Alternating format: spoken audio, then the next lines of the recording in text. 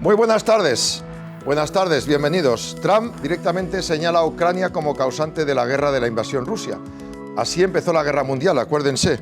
Y así hemos de sufrir ahora mismo que digan cosas como que el presidente Zelensky debería someterse a elecciones y que ahora mismo no tiene más que el 4% de aprobación. Están blanqueando el motivo por el que Putin atacó a Ucrania, porque ahora ya están hablando de una operación, no de una invasión. Eso tiene a la Unión Europea en entredicho, porque tiene que invertir más dinero, eso está claro, y lo vamos a comentar, como estamos diciendo últimamente, pero la Unión Europea tiene un problema. Si quieren llevar armamento y soldados ahí para defender Ucrania y evitar que Rusia quiera ser expansionista, como el veto de Rusia lo está cogiendo Trump y dice que no quiere que Ucrania esté en la OTAN, ya se ha quejado Rusia y ha dicho que ahí no quiere soldados europeos. Si la Unión Europea creara su propio ejército al estar vinculados con la OTAN, ¿qué pasaría? ¿El ejército de la Unión Europea podría operar en Ucrania y en otros países que quieran ser de la Unión Europea, pero a los que Trump no deja entrar en la OTAN? Y si así fuera, Estados Unidos se enfadaría con la Unión Europea porque está utilizando soldados de la OTAN, aunque sea bajo bandera o bajo color de la Unión Europea. Eso es complicado y es una cosa que se está debatiendo ahora mismo. Mientras tanto, hay un tema, el de las tierras raras, que reclama Trump. Dice Trump que ha gastado Estados Unidos unos 170.000 millones de euros más o menos para ayudar a Zelensky. Y claro, pero la Unión Europea entera ha gastado 230.000, con un añadido. La Unión Europea, al parecer, ha gastado entre 80 y 90.000 de ese dinero comprando armas a Estados Unidos. Con lo cual, Estados Unidos en su balanza he puesto 160.000, pero he recuperado casi la mitad vendiendo armas. Con lo cual tendría más derecho de reclamar dinero a la Unión Europea que el propio Estados Unidos. De nuevo, una vez más, son mensajes que habría que tener en cuenta a la hora de sentarse en una mesa de negociación, que ya el ministro español Álvarez ha dicho que la negociación tiene que ser bien hecha y que tiene que ser de acuerdo a lo que diga Ucrania, pero ya vamos poniendo matices porque no sabemos ahora mismo a quién hacer caso o qué posición tenemos que tener, porque incluso la Unión Europea no tiene una posición única. Siempre ha habido la broma de decir que en Estados Unidos, cuando el responsable de Exteriores tenía que llamar, dice, ¿a quién llamo de la Unión Europea? No hay un presidente que tenga el poder para decir, decido esto y lo decido en nombre de todos. Venimos a España, caso Koldo, el manco de Lepanto. Bueno, había una discusión entre Aldama y Koldo, estaban discutiendo en el juzgado que un documento que presentó Aldama, Víctor de Aldama dijo que lo había firmado Koldo y Koldo dijo que no. Le llevaron entonces ayer al juzgado a escribir. Casualmente aportó 3 pruebas, 3 operaciones, 3 volantes de 3 operaciones, casualmente en el brazo donde tenía que escribir, para demostrar que no podía escribir bien. Los tramposos siempre están con esas cosas. Cuando alguien pone muchas pegas, mal asunto. Cuando tú exiges mucha limpieza y luego eres capaz de borrar todos los mensajes del móvil, mal asunto. Y más para un tema judicial. Bueno, y además de esto, hoy hablaremos de pensiones, hablaremos de jóvenes con el presidente de Voces Libres, que estará con nosotros, Hugo Pérez Ayán. Hablamos también de brecha salarial y sobre todo de qué esperanza hay para el futuro nuestro y de nuestros más pequeños para el cobro de las pensiones. Hay un vuelco en la natalidad de España, ahora somos 49 millones. Ha subido por primera vez en muchos años la natalidad, pero hay un matiz, no es un pero, es un matiz. Vienen gracias a la inmigración.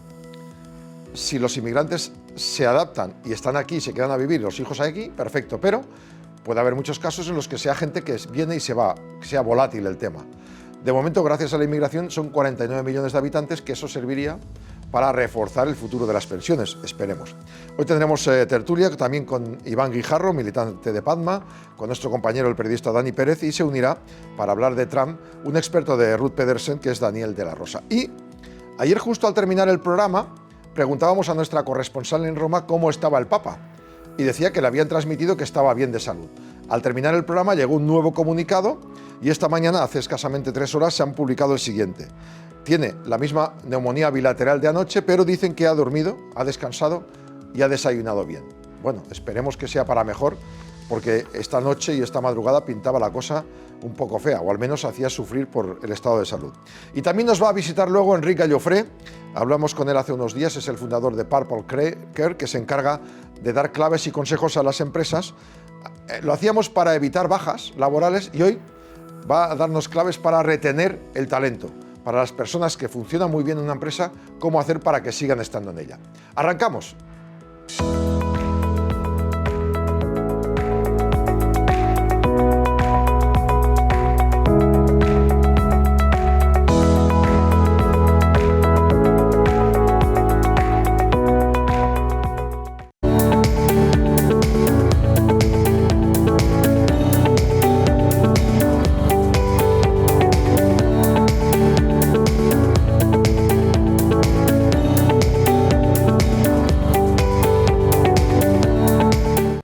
Saludamos a Hugo Pérez Ayán, es el, como os he dicho, presidente de Voces Libres. Muy buenas tardes. Buenas tardes. Bueno, estábamos hablando de varios temas en la entrada del programa.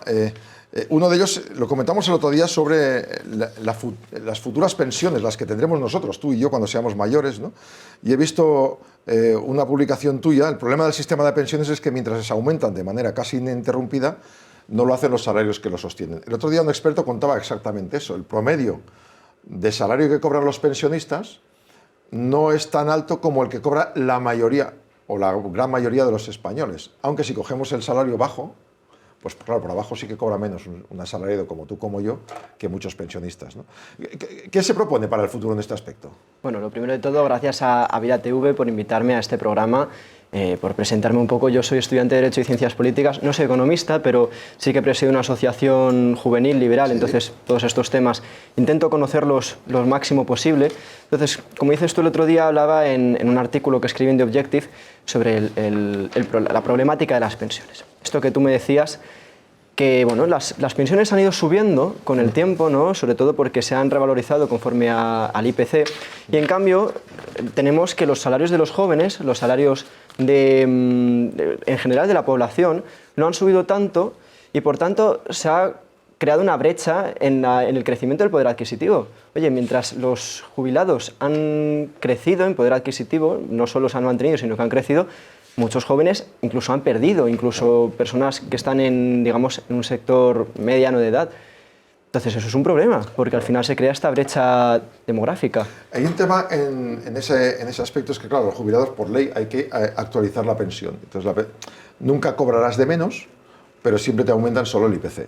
Claro, si el IPC es más bajo, perfecto. O sea, bueno, siempre ajustan al IPC, pero a veces sí es verdad que ha costado más el coste de la vida que el IPC real.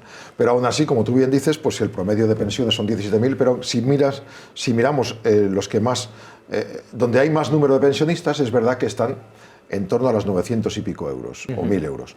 Pero claro, si vamos a los jóvenes, no hay tantos jóvenes que cobren 1.000 euros.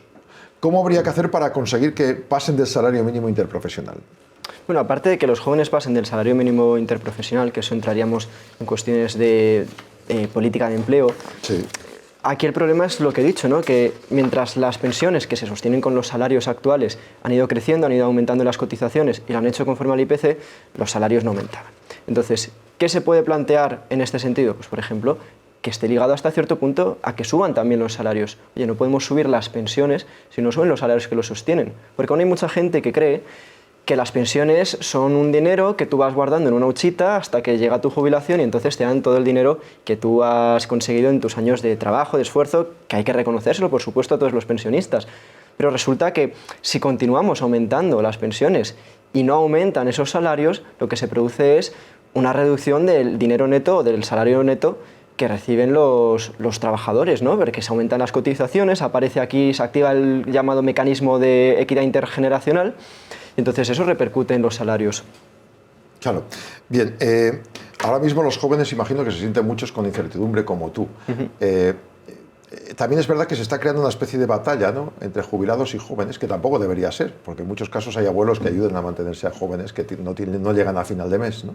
No es una batalla, porque además yo creo que muchos jubilados, nuestros abuelos, entienden que de su salario o más bien de las pensiones que ellos reciben, pues salen de alguna parte y que por tanto la solidaridad intergeneracional también es la que tienen ellos con nosotros, pues cuando no llegamos a fin de mes o cuando no llegan nuestros padres a fin de mes, oye, pues igual ellos prefieren que sus hijos, que sus nietos cobren un poco más en vez de que ellos tengan esa pensión tan alta, sobre todo aquellas personas que cobran las pensiones máximas, porque no es lo mismo la persona que cobra la pensión mínima que la persona que cobra la pensión máxima, y a los dos se lo suben el mismo porcentaje, no el mismo número de dinero, no, si se lo suben 50 euros, no se lo suben 50 euros al que tiene la pensión máxima y al que tiene la mínima, al que tiene la máxima le suben un 10% de su pensión, y al que al que tiene la mínima le suben un 10% de la mínima. Sí, en un caso serían 100 y pico euros y en otro serían 80, por ejemplo, claro. O 200 la euros. brecha puede ser mucho más notoria, la verdad es. Claro.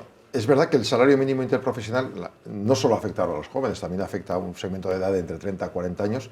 Cada vez hay más gente y hay otro lío que está precisamente en cómo se está ajustando el salario mínimo interprofesional con el salario mediano. Es decir, que cada vez más nos acercamos con el salario mínimo a muchas personas que antes cobraban unos pluses que ahora no cobran. Eso va a llegar a un momento en el que esté prácticamente igualado. Estas personas, cuando llegue el futuro, la jubilación, no habrán cotizado suficiente como para tener un salario como el que tienen ahora los jubilados de pensión media, digamos, ¿no? Bueno, aquí ya entraríamos tal vez en un tema que es el sistema actual de pensiones. Bueno, eso es la mochila austriaca también, pero la mochila austriaca también va muy relacionada a la flexibilidad laboral. Es verdad que tiene un componente respecto al sistema de pensiones, pero a mí lo que me parece interesante de esto que dices es que entra en cuestionamiento el propio sistema. Oye, ¿es realmente sostenible el sistema que tenemos de reparto? ¿O deberíamos intentar mirar a otros modelos que existen en Europa, en otros países que tienen un estado del bienestar fuerte incluso? Por eso digo, yo soy liberal, pero vamos a asumir que no cuestionamos el estado del bienestar. Oye, Alemania tiene un estado del bienestar fuerte, sí, tiene un sistema mixto. Otros países de la Unión Europea también lo tienen. Entonces, vamos a evaluar realmente si las pensiones o las reformas que se está haciendo de las pensiones son sostenibles a largo plazo. Claro. Porque tal vez no lo sean, y seguramente no lo sean. Vamos a incorporar para hablar en tertulia, si te parece. Está con nosotros ya Iván Guijarro, nuestro compañero amigo militante de Pagma. Iván, buenas tardes. Buenas tardes. Y también está con nosotros Dani Pérez, nuestro compañero. Dani, muy buenas tardes. ¿Qué tal? Muy buenas tardes. Un placer además saludar a Hugo. Lo mismo digo. Bueno, lo oyes todavía, los estás oyendo, ¿no? Sí, bueno, un poco de fondo, pero... también está Daniel de la Rosa, consultor de Ruth Pedersen, al que consultaremos en un instante sobre el tema de Rusia y Estados Unidos. Daniel, buenas. Hola, buenas tardes. Seguimos hablando de pensiones un poquito. A ver, Iván y Daniel, ¿cómo veis vosotros la preocupación de jóvenes como ellos sobre cómo está estructurado el sistema de pensiones y sobre todo la dificultad que tienen los jóvenes de ir accediendo a un mercado con más dinero, con más salario, y que al final ven como los pensionistas, pues claro, efectivamente tienen, lógicamente, que revalorizar sus pensiones? Dani, ¿qué opinas? A ver, yo soy de letras, pero creo que aun siendo de letras hay una cuestión matemática elemental. Hugo lo ha explicado muy bien. La pensión que uno recibe en el momento de su jubilación no es el dinero que él ha ahorrado de sus cotizaciones y se le ha reservado en exclusiva para él, una especie de bolsita que ponía fulanito de tal. No, eso es un fondo común donde a medida que uno entra en la edad de jubilación y se convierte en pensionista, va recibiendo la pensión que le corresponde. ¿Qué pasa? Bueno, pues que hay un decalaje clarísimo ahora mismo, más allá del tema salarial, que está muy bien traído y muy bien apuntado, hay un decalaje en que cada vez la población está más envejecida, cada vez hay más jubilados que viven bastantes más años de lo que podían vivir hace un tiempo, afortunadamente. Oye, la ciencia avanza y en ese sentido tenemos que estar satisfechos, pero cada vez hay menos cotizantes. La natalidad es más baja y los flujos migratorios que vienen, pues llega un momento que también pierden pie, que no dan abasto para que eso sea así. Con lo cual, hay que buscar una solución a un sistema que, nos guste o no, va a dejar de ser sostenible. ¿Qué ocurre? Ya en abril va a hacer 30 años que se firmó el Pacto de Toledo. Ahí hay un acuerdo claro entre todos los partidos políticos, principales partidos políticos, para ser conscientes de que el tema de las pensiones es un tema que nos atañe y nos afecta absolutamente a todos. Con lo cual, más allá de garantizarlas, más allá de mantener el poder adquisitivo y demás, hay una norma no escrita que es la que no se ha respetado, y es no hacer de las pensiones un arma arrojadiza electoral. ¿Por qué? Porque si así fuera, si realmente todos fuéramos conscientes de que el tema nos atañe a todos y es un tema serio y no hiciéramos de ello un arma electoral, sería mucho más fácil tratar de llegar a acuerdos y tratar de garantizar o buscar las formas de hacerla sostenible. Pero habiendo como hay 12 millones de votantes que dependen de esas pensiones, claro, en el momento que hay un partido político que se abandera como más sensible a estos problemas de estas personas que cualquier otro, ahí surge el problema, ahí surge el enfrentamiento, y si hacemos de las pensiones arma electoral, está claro que va a ser difícil llegar a buen puerto a la hora de buscar una garantía para esa sostenibilidad. Hugo. Pues sobre esto estoy completamente de acuerdo con lo que comenta Dani. O sea, al final se han utilizado las pensiones como arma electoral. Lo vimos además hace poco con la reforma, bueno, con el decreto ómnibus, no con la reforma. La reforma sí salió adelante por unanimidad y era una tercera pata de esa reforma que lleva tiempo aprobando el gobierno, sino con la subida de las pensiones. Al final el Partido Popular, por no arriesgarse a perder muchos votantes, se echó para atrás y dijo, bueno, no solo la subimos, sino que además la subimos, aunque nos metáis en el paquete el palacete del PNV, la ley de los inquiocupas, etc. Y además aquí hay otra cuestión, cuando se habla de la solidaridad intergeneracional, que a mí me parece importante también sacar a comentar, que es que, oye, no solo es una cuestión de si cobramos más o menos, sino de qué gastos tenemos. Un joven tiene muchos más gastos hoy o va a tener muchos más gastos de los que tiene un pensionista, sobre todo cuando se hace una política para los pensionistas o para las personas mayores de gratuidad, en el transporte público, en los bonos. Entonces, no solo ya si cobramos más o menos, sino que el poder adquisitivo también va ligado a, oye, qué políticas estamos haciendo y sobre todo, qué gastos tiene cada generación. Un pensionista normalmente tiene su casa pagada desde hace muchos años. Un joven necesita poder alquilar o comprar una casa. Claro. Iván, cuéntanos. Tú también eres joven, más o menos. Parto con Dani esta visión de que las pensiones es un problema universal, que no debería haber una ideología detrás, ni debería usarse como una arma arrojadiza en periodos electorales, pero bueno, es difícil que eso luego no ocurra. Y sí que es inevitable esta preocupación para las siguientes generaciones, ¿no? Creo que hay que reconocer que el sistema tiene muchas mejoras posibles y en parte va a haber que asumir a nivel general por parte de la sociedad medidas que no queremos, pero que van a tener que llegar porque la calidad de vida, la esperanza de vida aumenta. Sería raro que no se aumente la edad de jubilación. No digo que esté a favor, pero creo que acabará siendo inevitable. De la misma manera, hay que intentar aumentar la calidad de vida y eso no necesariamente tiene que ser con un incremento de la jubilación o un incremento de la capacidad económica. La calidad de vida de la sociedad se puede aumentar también cuidando otros factores, sobre todo la calidad ambiental. Sabemos que cuanto más cuidamos del entorno, más índices de felicidad tenemos en la sociedad. Entonces, vamos a tener que hacer renuncias en un futuro próximo y vamos a tener que asumir pues, medidas que no queremos porque efectivamente el sistema de pensiones a día de hoy es complicado de mantener. Sí que una integración de esa inmigración, como comentabais al principio, es muy, muy necesaria, hacer que la inmigración que venga pues sea un plus a nivel de convivencia también. Tenemos que trabajar esta parte, ¿no? Desde todas las capas sociales y que las pensiones duren lo máximo posible con la mayor calidad posible. Pero entiendo la preocupación y la comparto. ¿Algún apunte final para terminar? Sí, pues justo este tema de la inmigración me parece muy interesante porque algunos estudios que se están haciendo recientemente, y por ejemplo de los que hablaba Jesús Fernández Villaverde en su última conferencia en la Fundación Rafael del Pino, hablan también de este tema, que es, oye, no solo es que tengamos que traer inmigración, sino tenemos que decidir qué inmigración queremos traer. Ya no es solo una cuestión de integración social, sino qué aporta cada tipo de inmigrante, y no por una cuestión étnica, una cuestión racial, sino por el perfil socioeconómico. Claro, tenemos que intentar seleccionar si queremos un perfil cualificado, si queremos un perfil que aporta a las arcas públicas, porque lo que estamos viendo es que en algunos casos el perfil de inmigración que viene acaba sacando más de las pensiones, del gasto público, de lo que aportan durante sus años de trabajo. Entonces, eso también es importante verlo, insisto, sin ninguna consideración racial, sino atendiendo a esa cuestión económica. Sí, sí. También te diré que hay muchos que vienen, muchos inmigrantes que vienen sobrecualificados y que aquí no consiguen empleos por falta de papeles, por lo que sea, pero son gente que vienen con un título que podrían desarrollar aquí en España, pero cuesta mucho. No sé, Dani, ¿tú cómo ves la posibilidad de que esto se agilice los trámites para médicos, profesionales que a veces vienen preparados de otros países, que haría falta convalidarles algún tipo de asignatura, pero que podrían estar desarrollando su carrera aquí en España en trabajos cualificados y cotizando más?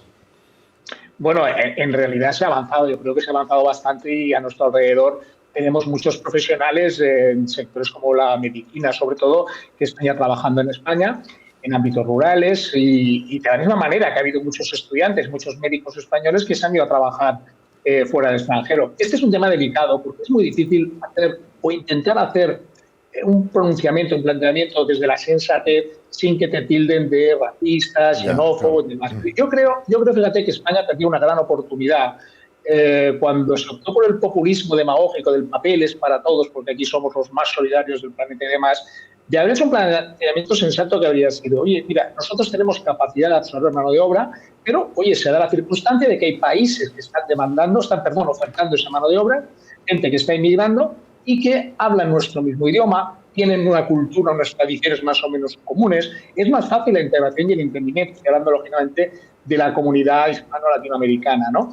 Entonces yo creo que ahí se perdió una oportunidad de haber hecho algo organizado, con cabeza, bien controlado, oferta, demanda, ir haciendo esa integración paulatinamente, y ahora estamos en una situación muy diferente, porque efectivamente la inmigración es necesaria, lo estamos viendo, no hace falta cubrir mano de obra, lo que tiene que ser una inmigración, ¿no? Y lo demás me parece una insensatez, controlada, regulada, donde cada persona que viene con un puesto de trabajo y viene con un proyecto o una vida. Así ha sido a lo largo de la historia de toda la humanidad. Claro.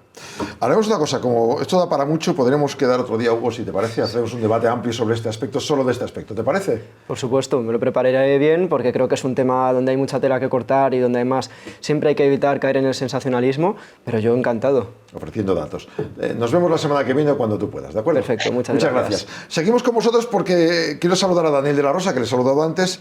Daniel, desde Ruth Pedersen, con nuestro comentarista hoy sobre temas de política internacional. Lo que ha hecho Trump ayer, diciendo que Zelensky no merecería estar o tendría que convocar elecciones y que no tiene el apoyo del pueblo, y insistiendo en el mismo mensaje que Putin de que el responsable de la ocupación rusa es Ucrania, ¿esto no te huele un poco a épocas anteriores, cuando la Segunda Guerra Mundial? Bueno, es muy tentador hacer analogías, es muy divertido, además comunicativamente funciona muy bien, pero creo que es importante hacer un análisis un poco más de fondo, no de cada elemento por separado, sino de la suma de las partes. Si recuerdas la última vez que estuve allí con vosotros, estuvimos hablando precisamente de la construcción de esa narrativa que estaba haciendo Trump sobre que la defensa de Europa se la tenía que pagar Europa, continuando con la misma línea que ya defendió en su primera legislatura. Yo creo que es un paso más en esa misma línea. A Trump no le interesa la guerra en Europa, es un problema de seguridad para Europa. Trump lo que quiere es conseguir darle carpetazo a la mayor velocidad posible y se ha encontrado con que Zelensky no coopera. ¿Cuál es el siguiente paso? Preparar a su propia población para tomar decisiones al respecto sin contar con Zelensky. Para eso tiene que deslegitimarlo. Deslegitimar a un líder que en vez de huir de su país se quedó para defenderlo es muy complicado. Por eso el juego es culparle de la propia guerra a Zelensky comprando la narrativa rusa que una parte de su votante, por otro lado, ya ha comprado. ¿Y eso hasta dónde puede llegar? Es decir, ahora mismo Zelensky, ¿qué puede hacer? ¿Y qué pueden hacer naciones? Yo he estado escuchando al ministro de Exteriores español hoy y no me ha quedado muy claro qué va a hacer España o qué va a hacer cada uno de los países, porque aquí no sé si la Unión Europea va en bloque. O sea, ¿qué puede hacer Zelensky? ¿Qué puede hacer Ucrania? ¿Y qué puede hacer Europa ante esto? Pues lo que puede hacer, por desgracia, es hijo de lo que podríamos haber hecho y no hicimos. Es decir, ya la primera legislatura de Trump avisó a Europa de que tenía que prepararse. La guerra de Ucrania fue otro toque de atención. Y sin duda lo que ha hecho Europa es insuficiente. A corto plazo es muy difícil que Ucrania sea capaz de sostener un frente de combate de manera efectiva sin el apoyo de Estados Unidos. Hoy en día se habla de guerras multidominio, guerras mosaico, muchas cosas muy complicadas, pero al final es la guerra en la que en los últimos 20 años más proyectiles de artillería se ha gastado, como si estuviéramos en la Primera Guerra Mundial. Sin un suministro constante de municiones, es muy difícil que el ejército ucraniano, por mucha gallardía que le eche, pueda soportar el frente. De forma que realmente lo que puede hacer Europa es muy poco. Es una iniciativa diplomática para tratar de contener a Trump, tratar de contentar a Trump en otros aspectos, como por ejemplo ampliando el gasto en defensa dentro de Europa, asumir ciertas garantías de seguridad sobre Ucrania para que no las tenga que asumir Estados Unidos. Es decir, generarle a Trump una serie de inputs que le permitan a Trump cambiar su posición para buscar una paz un poco más justa para Ucrania. Pero un político normalmente no suele rectificar y un tipo como Trump dudo que cambie de opinión, al menos de forma rápida, ¿no? No hablo de cambiar de opinión, hablo de que ahora mismo parte de la narrativa es puramente negociación. Cuando Trump habla o filtra, ha estado hablando con Rusia, que como parte del acuerdo de paz va a retirar sus tropas de los países bálticos, no necesariamente es que vaya a retirarlos. Claro. Es un toque de atención en Europa de cuidado porque o paséis por el aro o lo retiro. Entonces, hay que ver si pasamos por ese aro. ¿Y la Unión Europea, a nivel individual, los países podrían mandar armamento allí diciendo que no es de la OTAN o eso es imposible? ¿Armamento? Puedes mandar todo el que quieras. De hecho, pero si Estados Unidos dice que él no va a ayudar y que prohíbe a la OTAN ayudar, ¿lo pueden hacer los países de la Unión Europea por su cuenta? Sí, pueden seguir haciéndolo, pero no tienen la capacidad industrial de hoy para hacerlo. Por ejemplo, para la fabricación de los propelentes que utilizan las municiones de artillería, hay un enorme cuello de botella a nivel mundial en la fabricación de pólvora. Entonces llega un momento que ya no es solamente una cuestión de factorías, sino una cuestión de que no tienes la capacidad de fabricar suficiente proyectil de artillería si no cuentas también con lo que está haciendo Estados Unidos. Entonces, sí, puede seguir suministrando material. Europa puede seguir suministrando cosas, pero España, por ejemplo, que ha mandado unos Leopardos A4 que están bastante antiguos, Sí. M113 que tienes que sustituir por el Dragón, que es un programa que ha venido retrasándose año tras año tras año desde hace 10 años prácticamente, es decir, todavía no tienes un sustituto operativo. Y luego sí, armamento ligero, como por ejemplo armas anticarro, hemos mandado muchísimas, armas antiaéreas, pero no tiene suficiente envergadura a día de hoy para que el flujo de armamento permita a Ucrania mantener el conflicto, ya no en el medio, casi en el corto plazo. Bien, una penúltima antes de que intervengan nuestros compañeros de tertulia. Estados Unidos dice que ha invertido 160.000 millones, creo, pero la Unión Europea como unos 230.000, leí por ahí un dato. Con el agravante, no, con el matiz de que la Unión Europea parte de ese dinero ha sido comprar armas a Estados Unidos. Con lo cual Estados Unidos no sale tan mal parado de esta guerra. Por un lado pone dinero y armamento, pero por otro le compramos a él, ¿no? Bueno, es cierto que hay una trampa, porque no todo es la cantidad económica que se pone encima de la mesa, que en el caso de la Unión Europea en muchos casos ha sido en forma de créditos. Tiene también que ver con que Estados Unidos aportó, por ejemplo, inteligencia clave. Eso es una capacidad que la Unión Europea no tenía la capacidad de aportar. Solamente hubo en los días previos a la invasión 2 tipos de aeronaves sobrevolando Ucrania, y una era de Reino Unido y la otra era de Estados Unidos. Entonces, eso también marca una diferencia respecto al que se aporte. Más allá de eso, creo que Trump está cometiendo un error de cálculo para con sus empresas, porque pedir a Europa que asuma la defensa de Ucrania, que asuma los gastos de reconstrucción y que además aumente el gasto en defensa, lo que puede dar lugar es a una Unión Europea que diga, vale, voy a gastar, pero voy a gastar en lo mío, no en material americano. Claro. Y eso es un problema porque hay ciertas capacidades críticas que tiene Estados Unidos que la Unión Europea a día de hoy no ha desarrollado y puede generar un problema en cuanto a la capacitación de nuestros ejércitos. Iván Guijarro, entonces esto, aparte de negociaciones, o sea, de ser un tema ya, digamos, de alta política, también es un tema pragmático, de economía e incluso de peligro en el futuro. Iván, ¿cómo lo ves tú? Pues complicado con una persona que, bueno, que entiende las relaciones diplomáticas como unas relaciones de poder, que siempre busca las simetrías, busca subyugar económicamente a los demás países, a sus intereses, como es el caso de Estados Unidos. Y tristemente, pues la Unión Europea, desde Europa se le viene bailando el agua demasiado. Creo que sería interesante tener esa autonomía militar por parte de Europa, no depender de Estados Unidos, para no vernos arrastrados a este tipo de situaciones en el futuro, y eso implicaría también unos cambios en la gestión de la propia energía, de los suministros de energía que necesita Europa para poder ser más autosuficiente. Hay que cambiar de estrategia, yo creo, porque al final depender de las decisiones de proyectos que son belicistas, proyectos de países que son imperialistas, nos va a arrastrar siempre a la inestabilidad, y considero que no es un futuro que nos podamos permitir, ¿no? El estar invirtiendo esas cantidades de dinero en milicia cuando las necesidades que tenemos para aumentar el bienestar de la población pues cada vez son mayores. Es una tristeza, ¿no? Francamente, que tengamos que estar dependiendo de este tipo de líderes. Ahora, hablando de Dani de la Rosa, con lo que estaba comentando Iván, 24.000 millones dicen que haría falta de inversión española para cumplir con la OTAN, y los primeros 10.000 en cuestión de meses, ¿no? O sea, que hay que esforzarse. Aumentando el salario de la tropa, como han dicho hoy, ¿eso ya cuenta o es hacernos trampas?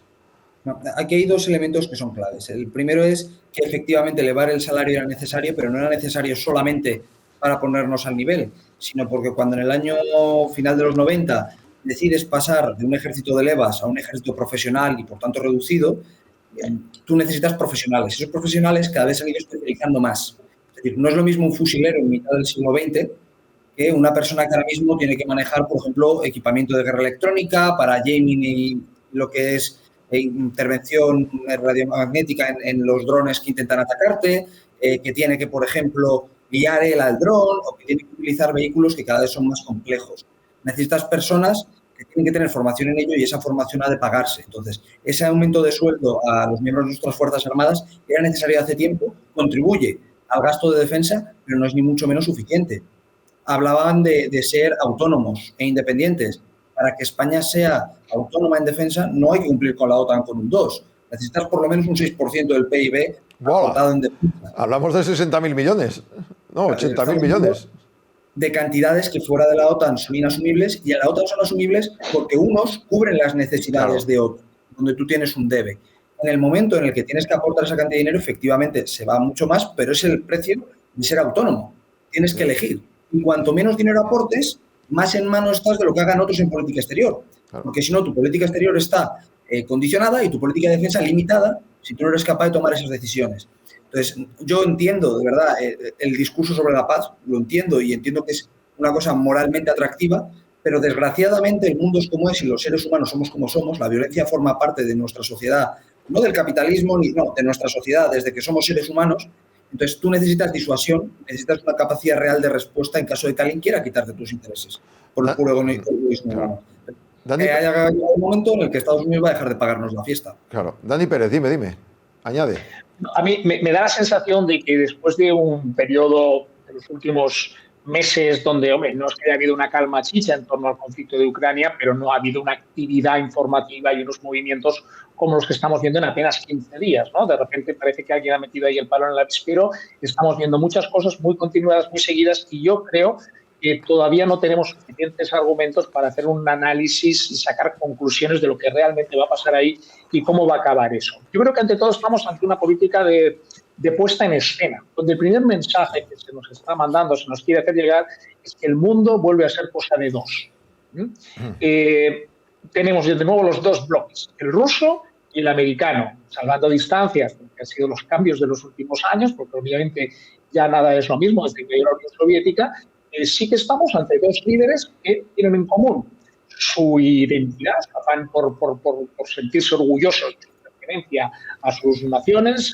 Putin sería el nuevo zar de los rusos y Trump sería así como el nuevo McKinley, ¿no? Que intentó aquello de hagamos América grande y demás. Luego son dos líderes también con la parte imperialista y expansionista. Donald Trump lleva ya tiempo hablando de Groenlandia, hablando del Canal de Panamá, hablando del Golfo de México. Putin, pues ahí estamos viendo lo que estamos viendo, ¿no? Y insisto, yo creo que tenemos que explicar un poco, porque si realmente es la realidad lo que son las mayores sospechas en estos momentos, estaríamos abocados a una situación realmente complicada, ¿no? Porque aunque aquí hubiera un pacto como el de Ribbentrop-Molotov entre rusos y americanos, el de rusos y Hitler, Stalin y Hitler en el 39, de no agresión entre esos dos grandes bloques, eso sería una fecha que prendería y una bomba de atómica que no sabíamos exactamente dónde nos podría llegar. Yo prefiero ser cauto, esperar y ver exactamente si el bocachancla de Trump, que es muy bocachancla, es tiene una capacidad tremenda de improvisar y de soltar las cosas y ver exactamente hasta dónde es capaz de llegar. A mí decir, desde luego, es Zelensky quien ha empezado esto, es que, vamos, me parece una broma de mal gusto. Sería como decirle a los polacos que fueron ellos los que empezaron la guerra cuando Alemania invade Polonia y empieza la Segunda Guerra Mundial, ¿no? Prudencia, cautela, vamos a ver en qué queda, pero de momento lo que se está viendo, para mí es un mensaje claro, que el mundo vuelve a ser cosa de dos, porque además encima los que podéis ser partícipes de esto sois 27 estados que ni siquiera sois capaces de poneros de acuerdo entre vosotros. Entonces, cada uno de vuestros padres y de vuestra madre, estos 27 estados conviven líderes políticos como Pedro Sánchez o líderes políticos como Orbán, líderes políticos como Giorgia Meloni, que no tienen absolutamente nada que ver en sus planteamientos políticos o en sus objetivos de hacia dónde quieren que vaya Europa. Se ha perdido una oportunidad, con esto termino, dentro de esa puesta en escena, de haber tenido esa cumbre bilateral entre Rusia y Estados Unidos, haberla tenido, por ejemplo, en un territorio europeo, en París, en cualquier gran capital. París, Arabia, se ve Arabia. Quiero decir que es que no han ido a ningún sitio así que digas, no, Arabia, que no es ni mucho menos un ejemplo de lo que puede ser una democracia occidental o un lugar donde se respetan los derechos humanos y donde el imperio de rey, todos entendemos en todas las democracias occidentales, pueda ser homologable. Se ha quedado aquí Hugo Pérez Ayán porque lo estaba escuchando y como joven dice, hombre, a mí me gustaría también preguntar ya una última cuestión a Dani de la Rosa, así que aquí lo tienes. Añade lo que quieras. Sí, no, más que nada que, bueno, cogiendo la reflexión que hacía Dani Pérez en este caso, el problema de Europa también es hasta cierto punto que, oye, ¿dónde está el liderazgo? ¿Dónde está el rumbo? Tenemos a Macron que convoca de urgencia a los líderes en París, pero Macron es un líder que no es capaz ni de mantener a su gobierno, ni de mantener a su primer ministro. Tenemos a Scholz, que el 23 de febrero parece que se acaba ya su tiempo. Y luego tenemos a Pedro Sánchez, que bueno, todos le conocemos, está ahí agarrándose al poder, está continuando un poco como puede, pero no es ningún líder dentro de Europa. Y la única que queda hasta cierto punto es Meloni, que bueno, ella es verdad que mantiene una buena relación con Donald Trump, ha sido la gran excluida muchas veces en Europa, pero yo creo que ella podría jugar un papel importante en hacer que Europa cuente en las negociaciones de paz con Ucrania y luego, por otra parte, dándole un rumbo a Europa, porque creo que ella, o por lo menos en las cosas que le he escuchado algunas veces en lo relativo al rumbo de la Unión Europea o al rumbo de Europa, creo que lo tiene bastante claro. Entonces, bueno, creo que el problema de Europa es que ha faltado mucho liderazgo y sobre todo hemos estado aquí 4, 5, muchos años esperando que, bueno, que iban a continuar los demócratas, que la política iba a ser igual con Estados Unidos y al final, pues Donald Trump ha vuelto. Daniel de la Rosa, así como respuesta a todos un poco para cerrar, cuéntanos. Bueno, la Unión Europea, estoy de acuerdo con Hugo, ha sido inoperante en ese sentido, ha puesto en marcha ARPA y diferentes proyectos para intentar generar capacidad industrial, pero la realidad es que si no compras, si no pones la máquina a funcionar, las industrias tampoco crecen. Los planeamientos de defensa son a muy largo plazo. Para que os hagáis una idea, cuando se compra un buque se diseña pensando en los siguientes 30 años, entonces tienes que ir escalonando las compras y a su vez el personal irlo creando a la vez que van a ir entrando esos sistemas en servicio. No vale decir, estos 3 años quiero gastar. Tiene que ser un planeamiento a largo. Y ese planeamiento no se ha hecho y desde luego no se ha hecho de forma conjunta. Entonces tenemos un serio problema en nuestra defensa y en nuestra credibilidad. Y sin credibilidad, en política exterior no eres nadie. Sí, un apunte rápido, si puedo, Jaume. Sí, adelante, sí. Sí, a ver, también quiero llamar la atención sobre un tema. Esto no es nuevo de hace un mes, de hace 15 días. Eso ha sido la llegada de Trump a la Casa Blanca la que ha desatado este conflicto. A ver, Biden toma posesión, creo recordar, en enero del 21. La invasión de Ucrania se produce en febrero del 22. Es decir, estos 3 años ha habido una coincidencia entre lo que es Europa y la administración norteamericana, en este caso de Biden. A finales de diciembre del 23, Estados Unidos ya dijo, hasta aquí, ni $1 más. Y en ese momento también el Banco de Inversiones de Nadia Calviño, que quería también seguir aprobando ayudas para Ucrania y demás, ya se encontró con la objeción de Orbán, de Hungría. Con lo cual, se estaba viendo venir que estábamos en una dinámica de haber entrado en una especie de bucle donde sí, todo el mundo ha pasado a Zelensky por los parlamentos, el gran héroe Zelensky, maravilloso Zelensky, sí, pero no hemos avanzado en una solución de este conflicto. Entonces, a mí me recuerda, yo que estoy aquí en Aragón, una J Navarra aragonesa que decía, eras tú la que decía, dale fuego al chaparral, y ahora que lo ves ardiendo lo querrías apagar. Quiero decir, lleva mucho tiempo mascándose esta situación y ahora de repente aparece el sheriff aquí, el que dice, bueno, señores, se acabó, hasta aquí hemos llegado, pim, pam, y a todos parece que nos pilla en una situación tan, para mí, tremendamente preocupante, como decía Dani de la Rosa a la hora de hablar de Europa y demás, en la que se convoca una reunión de urgencia de los principales líderes europeos, pero ojo, la reunión es informal. Sí. ¿Dónde está la formalidad de ustedes entonces? ¿Dónde está? ¿Qué capacidad de respuesta tiene realmente Europa para hacer frente a eso? Y luego, ¿dónde están los líderes europeos? Pero ¿dónde están también o dónde estamos los propios europeos? Los ciudadanos de a pie nos estamos creyendo todo esto. Si alguien de repente nos dijera, chicos, esto va a ser como el 40, el 41, el 45, si hay que coger un arma, salir a la calle, defender las libertades, defender la esencia, los valores de Europa, ¿dónde ha ido a parar todo eso? Yo creo que ahora mismo no existe esa conciencia. Esa es la gran baza que tiene Putin, tiene Trump. Ellos sí están peleando por identidad, y son un solo líder con un pueblo que está aplaudiéndoles a manos llenas, ¿no? Bueno, Trump sí, el otro no tanto. Iván, para cerrar, ¿quieres añadir alguna cosa más antes de que despida Dani de la Rosa? Sí, creo que esta es una de las claves también, ¿no?, para cambiar el enfoque, y quería matizar también la intervención anterior. Creo que sí que es necesaria, evidentemente, la inversión y en milicia y sobre todo crear una buena sensación de disuasión, como tú comentabas, Dani, pero creo que es más importante con quién te asocias, porque esos peligros a los que nos vamos a enfrentar muchas veces no vienen por las relaciones que estableceríamos nosotros desde la Unión Europea, ¿no? Y creo que sí que es muy, muy urgente el trasladar esta necesidad de unión y de fomento de los valores democráticos dentro de la Unión Europea, para precisamente tomar decisiones más homogéneas dentro de la Unión Europea, defender nuestros intereses con mayor solvencia y mayor autonomía, y evitar pues, futuras guerras innecesarias. Daniel de la Rosa, desde Ruth Pedersen, como habrá más tiempo que tendremos que seguir hablando de esto, te seguiremos invitando para que nos des más claves, ¿te parece? Siempre un placer. Muchas gracias.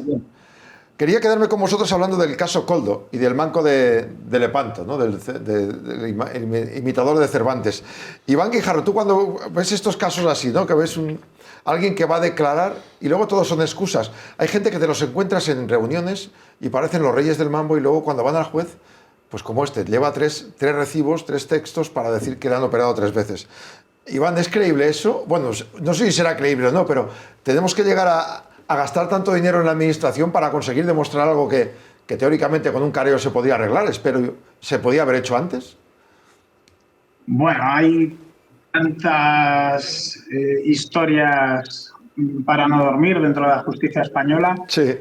Que podríamos pues, enumerarlas hasta el infinito. En el caso de Koldo García, pues me parece que es evidente que es un personaje funesto para la democracia, que está tomando el pelo intentando ir hacia adelante para librarse de las acusaciones, y la verdad es que pues es de vergüenza ajena ver todo este circo mediático, otro más. El peligro de esto es que se normaliza y empezamos ya pues a quitarle incluso importancia, ¿no?, a la degradación de la democracia, con tantos casos de corrupción que muchas veces ya no sabes ni por dónde pueden venir, ¿no? Está claro que las relaciones que tiene Koldo García son más que cuestionables, de dónde vienen los intereses en hacer daño a la imagen del gobierno actual. Entonces, pues es lamentable la imagen, la verdad. Hugo, ¿tú cómo lo has visto esto? Y no solo esto, sino todo lo que subyace a este caso. Sí. Que van como a rebufo de uno que va sacando una prueba y luego los demás van detrás tapando, ¿no? Claro, eso te iba a decir, ¿no?, que Koldo es un poco la punta del iceberg nada más, porque luego lo que vemos es que era solo un peón que conectaba un montón de piezas del puzzle de la presunta corrupción del Partido Socialista o de los gobiernos del Partido Socialista. Este señor es quien guarda los avales de la candidatura de Pedro Sánchez cuando se presenta a las primarias en 2017. Este señor era la mano derecha de Santos Cerdán, que es el secretario de organización, el número 2 del PSOE actualmente. Era, por supuesto, el hombre para todo de Ábalos, que era el superministro y también secretario de organización en su momento. Y luego, por otra parte, pues bueno, vemos que está conectado con Víctor de Aldama, que parece también que va sacando, anuncia grandes corrupciones o grandes casos del gobierno, y luego pues parece que tiene que ir probándolos y no siempre cumple con esas expectativas. Pero todo esto en realidad es solo algo que nosotros ya sabíamos en 2020, que es que este es un gobierno corrupto políticamente y corrupto presuntamente a nivel económico, ¿no? El caso Delcy, que es una de las piezas de todo este entramado de corrupción, de presunta corrupción, ya surge en 2020. Sí. Es el primer acto del gobierno de coalición de Podemos y el Partido Socialista. Entonces, todo lo que vemos es que desde que entraron al gobierno, Pedro Sánchez y sus ministros se han dedicado a gobernar, bueno, pues con prácticas muy oscuras que ya veremos si se prueban. Dani Pérez, esto del juzgado cada día da más noticias y luego hay muchas filtraciones. ¿Cómo lo ves tú? Bueno, yo creo que estamos viendo uno de los reflejos más claros de una España que ya describió con maestría en su momento Valle Inclán en sus esperpentos. Sí. ¿No? Más tarde Berlanga, en sus series de Escopeta Nacional y demás, de todo lo que era la caricatura, donde vemos que la realidad puede superar a la ficción, donde en este tipo de casos de corrupción siempre hay personajes absolutamente esperpénticos que a veces dicen, vamos a ver, ¿cómo es posible que si usted ha querido hacer algún tipo de montaje de entramado para lucrarse, para llevar a cabo iniciativas corruptas, se haya rodeado de según qué gente? Probablemente porque es la gente que se presta a este tipo de cosas y porque seguramente yo creo que está en el origen de todas las corrupciones habidas y por haber. Siempre hay quien se cree impune, siempre hay quien considera que no les van a pillar, que ellos están por encima del bien y del mal y que desde luego la justicia no va a ser para ellos un obstáculo o un inconveniente. Lo hemos visto en veces anteriores con el Partido Popular, lo vemos ahora con el Partido Socialista, y al final siempre hay un coldo en este tipo de historias, sí. Siempre hay un Santos Cerdán, siempre hay gente que te das cuenta que al final funcionan y trabajan pues precisamente como lo que se llaman también muchas veces en el medio rural esos hombres de confianza, ¿no? O sea, esos que ni siquiera llegan a ser propiamente testaferros, porque hasta para ser testaferro hay que tener un poco más de nivel. A mí la situación esta de la lesión en el brazo y demás, pues me parece de sainete, me parece de risa, y creo que los jueces, en este sentido, la magistratura está teniendo una paciencia tremenda. ¿Verdad? Hay momentos en los que le diga, por favor, usted tiene derecho a defenderse, pero no hay que tomar el pelo. Respétenos un poquito, ¿no? Respétenos un poquito, que ya se está pasando. Dani Pérez, pues muchas gracias y hasta la próxima. Hasta la próxima tertulia. Iván Guijarro también. Hasta la próxima. Gracias desde tu casa tranquilamente, nuestro militante de Pacma. Y Hugo Pérez Ayán, gracias por venir. Muchas gracias. La próxima vez, como hemos dicho antes, te invito a que estés ahí con nosotros también un ratito. Gracias a los tres. Terminamos aquí la tertulia. Fantástico. Nos vemos dentro de unos días. Nos vemos. Para hablar otra vez de pensiones y del contraste entre lo que cobráis los jóvenes y los mayores. Muy interesante ese debate. Muy necesario. Lo esperaremos con ganas. Hasta la próxima semana. Hasta la próxima. Seguimos ahora mismo. Tenemos más contenidos. Marqués de Oliva. Aceite de oliva virgen extra, ecológico y picual, que preserva la esencia de Sierra Mágina. Primera prensada y recogido a mano. Oro líquido. Marqués de Oliva es un aceite único, exclusivo, memorable. ¿Quieres saber quién manda en los negocios? En Mercados te contamos lo que otros no. Líderes, estrategias, inversión, tecnología y las claves del poder económico. Mercados. Porque lo que no son cuentas, son cuentos.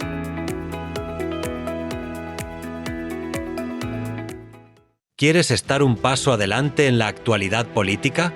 Entra a moncloa.com, líder en información de alto impacto y análisis profundo. Todo lo que pasa en moncloa.com.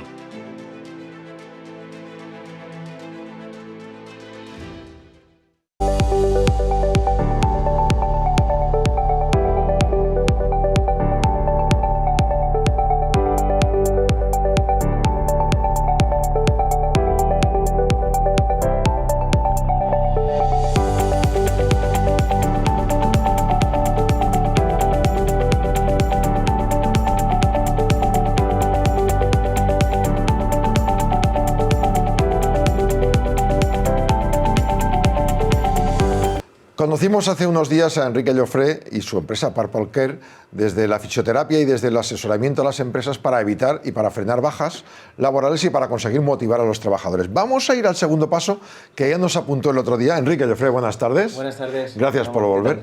Hablábamos el otro día de evitar bajas y de cuidar mejor a los trabajadores. Y me dijiste, es que también se puede hacer algún tema que es atraer al talento y retenerlo. Sí. Una cosa es atraerlo, que a veces se puede conseguir con la chequera, y luego retenerlo. Sí, y ahora más que retenerlo está cambiando la tendencia a fidelizarlo. ¿Ahí va? Sí, desde el punto de vista de que a lo mejor la palabra retener puede ser una palabra con alguna connotación negativa, estamos hablando de fidelizarlo, algo muy importante. Entre los datos que me pasabas, pues había bajas y tal, y gente de 34 años más o menos. El segmento que más preocupa a los empresarios es precisamente este, entre los 28 y 40 años, 40 y pico. ¿Ese es el talento que...? Este es hace un par de semanas estábamos comentando sobre que uno de los motivos del absentismo podía ser el envejecimiento de la población, pero los últimos datos que tenemos de 2024 nos están diciendo que las bajas quizás están más presentes en menores de 34 años, ¿no? Entonces, la tendencia a la retención del talento o fidelización pues debe que estar enfocada mucho a este tipo de perfil. Los aumentos de bajas, como decías el otro día, muchos pueden ser in itinere y muchos pueden ser hasta por depresión, por temas que no son físicos, digamos, que se noten del día a día, un constipado, para entendernos, ¿no? Sí, incluso estamos viendo que hay otros motivos, ¿no? Que pueden ser, ya habíamos comentado todo el tema de la salud mental, pero empieza a tener importancia la alineación de los valores de los empleados con la alineación de los valores de la empresa, con la cultura empresarial. O sea que una empresa sana es la empresa que sabe trabajar bien, que sabe que los trabajadores, sabe cómo motivar a los trabajadores y conseguir que estén más a gusto y por tanto rindan más. Exacto. Sí, al final todo esto... ¿Tendrá que ir la empresa al fisio? Tendrá que ir la empresa al fisio. Nosotros, por ejemplo, el enfoque tenemos es un enfoque parecido, ¿no? Que cogemos una empresa, le hacemos una especie de diagnóstico y ahí, a partir de ahí proponemos un sistema o un plan de bienestar corporativo midiendo mucho qué es lo que le está pasando a la empresa y a su gran activo, que son los empleados. Uno de los titulares que me pasaba previos a la entrevista es la gran dimisión de España. Sí. Frapa mucho, pero cuéntanos un poquito más. La gran dimisión, es algo que hemos escuchado que a lo mejor viene de Estados Unidos, ¿no? Del año pasado o hace un par de años, pero es que tenemos datos de este último año en España y es que han sido 2,88 millones de dimisiones, ¿no? Entonces es un volumen que está preocupando, que está creciendo porque se ha duplicado en el último año y va un poco también en la línea del absentismo, de que hay una desalineación entre lo que las empresas están ofreciendo y lo que los empleados quieren. Cuando éramos jóvenes, uno nacía, se ponía a estudiar algo, se ponía en una empresa y ya prácticamente se jubilaba en ella, a no ser que tuviera un ofertón de una empresa similar del mismo sector. Ahora esto ya no es tan así, ¿no?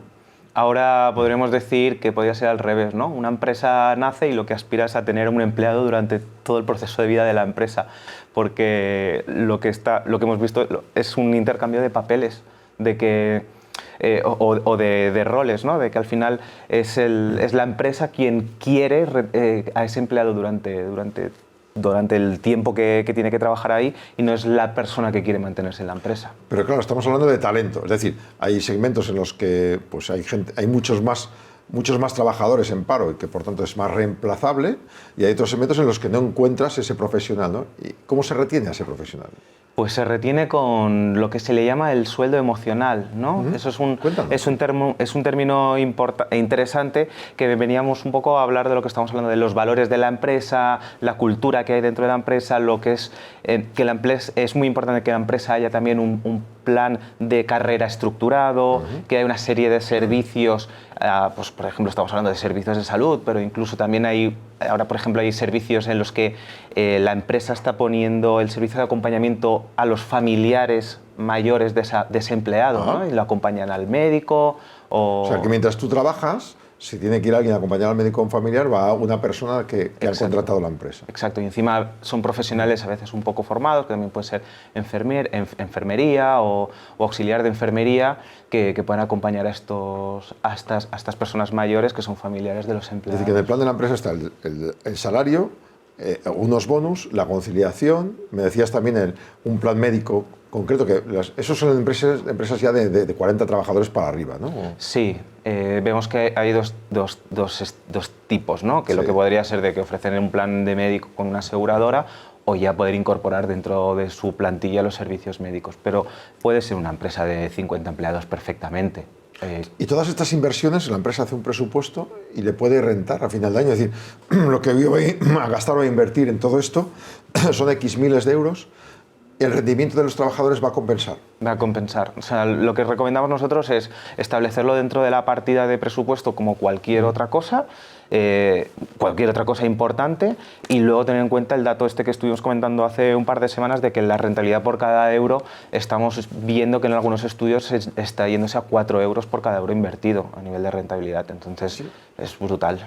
Es una inversión buena. Me contaba antes de empezar el programa nuestro compañero Aitor que en la Unión Europea están menos años de promedio los trabajadores en la misma empresa. Aquí, al hilo de lo que decíamos antes, hay un promedio de 10 años. Eso quiere decir que hay muchos que se pasan 2 décadas o 3 en ella y otros que saltan de empresa en empresa. Ese perfil ya lo tienes que tener previsto. ¿Sabes que habrá un perfil de profesionales a los que no podrás retener? Sí. Es que hay veces que no podemos competir porque lo que comentábamos es que a veces lo que hace nuestra empresa no es lo que le acaba gustando al empleado, ¿no? O a lo mejor a mismas condiciones laborales se va a marchar a otra empresa que está en algún proyecto que para él es mucho más atractivo.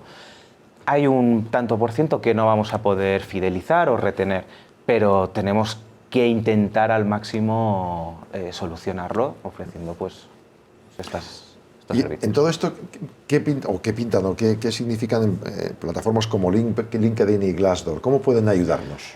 Pues tenemos que tener una buena reputación como empleadores, eso es básico, porque ahora mismo alguien que va a una empresa va a buscar en plataformas como LinkedIn o como Glassdoor cuáles han sido las experiencias de empleados que previamente han pasado por ahí. E incluso conozco de primera mano que hay algunos empleados que preguntan a ex empleados de las empresas a ver cómo ha sido su proceso.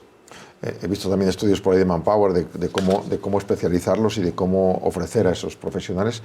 Claro, si tú tienes una reputación, ese profesional va a acercarse a ti o al revés, igual cree que no va a llegar, que va a ser...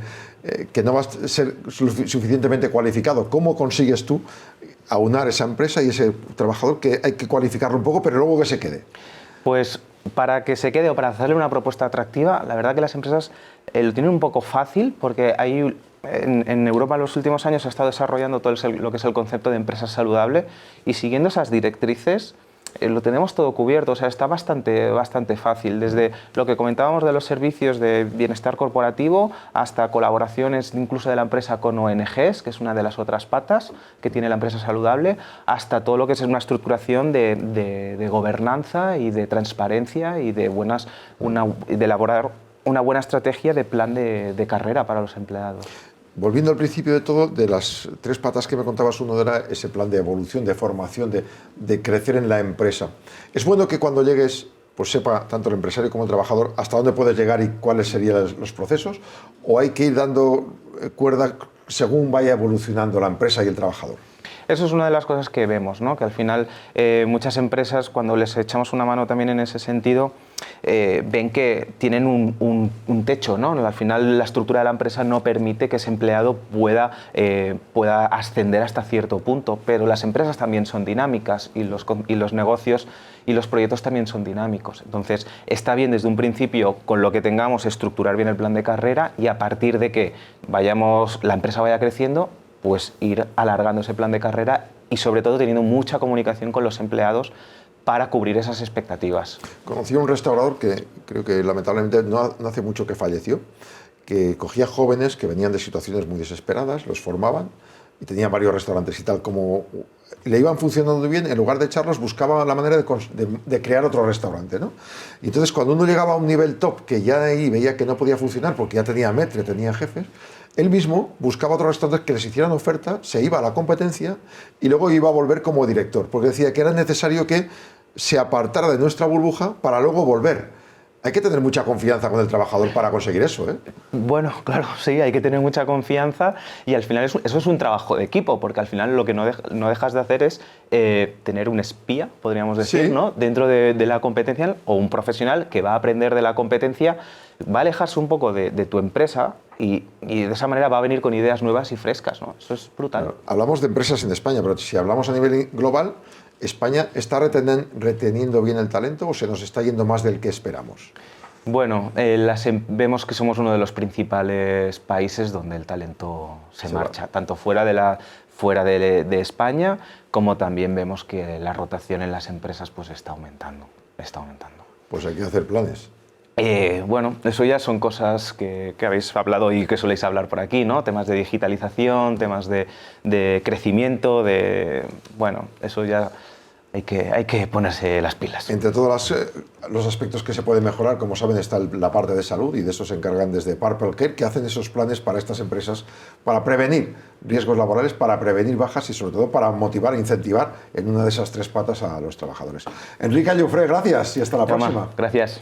Vamos a terminar aquí el programa. Gracias por habernos visto en esta tarde en la que hemos analizado en tertulia y en debate los aspectos que son más complicados de atender de Trump y de Putin y de cómo va a terminar Ucrania. También hemos hablado de las brechas salariales entre jóvenes y jubilados. Y mañana tendremos muchos más contenidos. Estaremos aquí para contárselos a partir de las 4 en punto de la tarde. Más Vida, aquí en su canal, en Vida Televisión, en YouTube. Dé al clic, ponga me gusta, se suscribe y hasta mañana, que nos vemos a las 4.